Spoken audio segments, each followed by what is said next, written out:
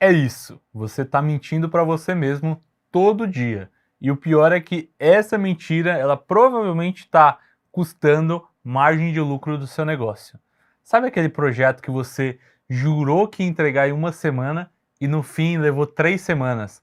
Aquele fechamento financeiro que parecia muito simples, mas no fim custou todo o seu final de semana. Ou aquela campanha que você tinha que fazer e aí você orçou ela baseada no melhor cenário. Pois é, existe uma lei universal, é quase uma lei, uma lei negativa, que explica por que você vive correndo atrás do próprio rabo. E aí você vai vendo o dinheiro evaporar, mesmo que você esteja trabalhando feito um condenado. Se você sente que a sua agenda é um verdadeiro buraco negro e que o lucro nunca sobra no final do mês, o problema não é a falta de competência técnica que você pode achar que você tenha. O problema é que você está brigando contra a matemática do tempo. Se você ficar comigo até o final desse vídeo, a gente vai te falar não apenas sobre gestão de tempo, porque isso é muito básico, né? A gente vai falar aqui sobre a gestão da realidade financeira. Eu quero te mostrar como que uma lei da psicologia e da computação ela pode demonstrar efetivamente como que você está destruindo a precificação do seu negócio ou da sua agência, da sua consultoria, seja lá o que você tiver. E o mais importante, eu quero te ensinar a blindar efetivamente seu caixa contra o seu próprio otimismo. Você vai sair daqui sabendo exatamente como você consegue ajustar seus prazos, ajustar seus preços, para você parar de pagar para se trabalhar, né? Para você parar de pagar para você trabalhar. Deixa eu te contar uma coisa. Vocês sabem que eu, além daqui desses vídeos, né? Eu faço os vídeos para Grimp e além disso eu tenho, né? A empresa de BPO financeiro, que é a Grimp. Eu tenho o Marketing Caos, que é o meu podcast. E para completar essa loucura, esse ano passado, eu decidi ainda fazer mais uma graduação em contabilidade, 10 anos depois que eu terminei a minha primeira. Quando eu decidi voltar para a faculdade, eu fiz uma conta de padeiro ali que eu vou chamar. Uma conta que geralmente eu geralmente gosto de fazer muita conta, e aí eu fui fazer uma conta em horas, né? Então a minha ideia, eu ia gastar X horas estudando, Y horas na Grimp, mais Z horas gravando podcast, e pelos meus cálculos, né? Tudo ia dar certo, porque ia sobrar muito tempo para eu poder dormir e ainda assistir a minha sériezinha favorita ali, né? Só que adivinha o que aconteceu na prática? Foi o caos total. Eu lembro que tinha uma semana, era uma semana que eu tava com fechamento na Grimp, e quem já trabalhou financeiro sabe que a semana de fechamento é a semana do terror. Só que aí misturou porque eu tinha prova da faculdade, era semana de prova também, todas as provas numa semana só. E ainda tinha gravação no Marketing Caos. E antes da gravação no Marketing Caos eu ainda tenho que roteirizar tudo. Eu calculei tudo no minuto, só que aí, o que aconteceu, né? O cliente atrasou o envio de documento, a plataforma que eu utilizava lá do sistema ficou estável. Na minha ingenuidade, né? Eu elaborei, imaginei que eu iria colocar um roteiro do Marketing Caos, ia levar coisa de 40 minutos para fazer. No fim, levou mais de 3 horas.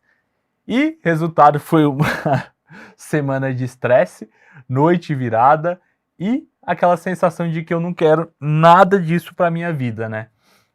Eu posso falar que o erro não foi necessariamente imprevisto, os problemas que aconteceram, né? Foi basicamente eu achar que imprevisto, que esses problemas eram coisas raras, né? Na vida de quem está empreendendo, seja no marketing ou no financeiro, sei lá onde você empreende, o imprevisto é uma constante. E é aí que entra a primeira lei que eu queria trazer aqui hoje, é a lei de Hofstadter. O nome desse cara é Douglas Hofstadter, ele é um cientista cognitivo e que ele cunhou essa lei, que leva o nome dele, e que ela fala exatamente o seguinte: tudo leva mais tempo do que você pensa que vai levar, mesmo quando você leva em consideração a tal da lei de Hofstadter.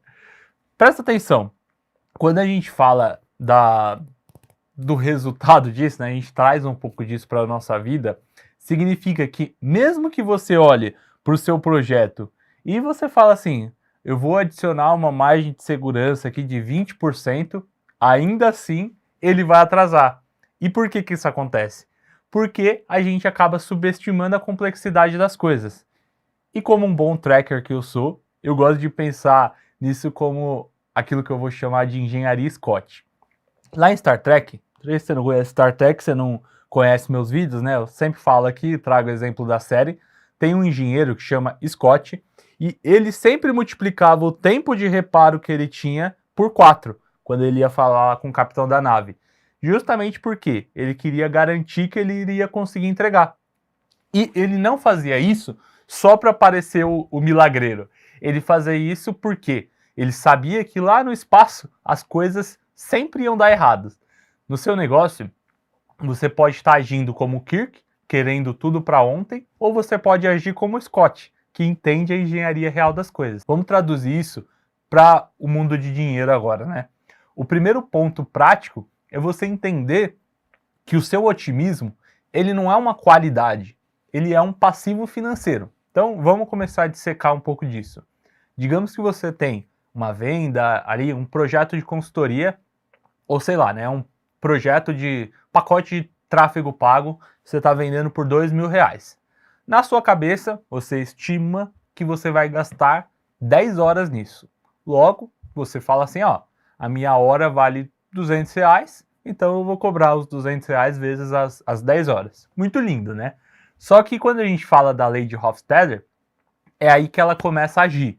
O cliente demora para aprovar, o software começa a travar, e aí você tem que refazer uma parte daquelas horas e no fim elas acabam virando 20. O que aconteceu com a sua hora? Ela caiu para R$ 100. Só que aí a gente tem um problema um pouco mais profundo, né? A sua empresa ela tem um custo fixo. Ela tem que pagar aluguel, ela tem que pagar software, ela tem prolabore, ela tem imposto. E esse custo fixo, ele está rodando no relógio, né? Então, se você ocupa 20 horas da sua agenda com um projeto que você tem, esse projeto que você precificou com 10 horas, você dobrou o custo de oportunidade. Então, você deixou de vender outro projeto. Aqui na Grimp, a gente vê muito isso com o cliente, né? Então, a pessoa ela acha que ela tem uma margem de 50%, mas quando a gente vai ver esse time sheet efetivo, né? O real versus o faturamento, ele basicamente está pagando para trabalhar. Porque o projeto se arrastou ali por 3 meses em vez de um mês. O que eu colocaria como passo prático aqui é você parar de orçar com base na sua execução ideal, né? Eu sugeriria você criar um índice caos. Você pegar os seus 3 últimos projetos, aqueles projetos ali que você entregou, aí tenta dar uma olhada no tempo que você achou que ia levar e o tempo que realmente levou. Inclusive tem alguns softwares que fazem isso, você estima o tempo e você coloca o tempo real. Geralmente você vai achar um multiplicador nisso. Aí pode ser 1,5, 2, você começa a fazer essa estimativa. E aí você pode orçar o seu próximo projeto utilizando esse índice, sem qualquer dó, né? Sem qualquer dó. Vamos tentar aprofundar um pouco essa narrativa de levar um pouco mais de dinheiro para o nosso bolso, né? Na lei de Hofstadter. Ela, em teoria, né, quando a gente coloca isso, ela não está afetando somente a sua entrega, mas quando a gente está falando do financeiro, ela também pode afetar o seu financeiro.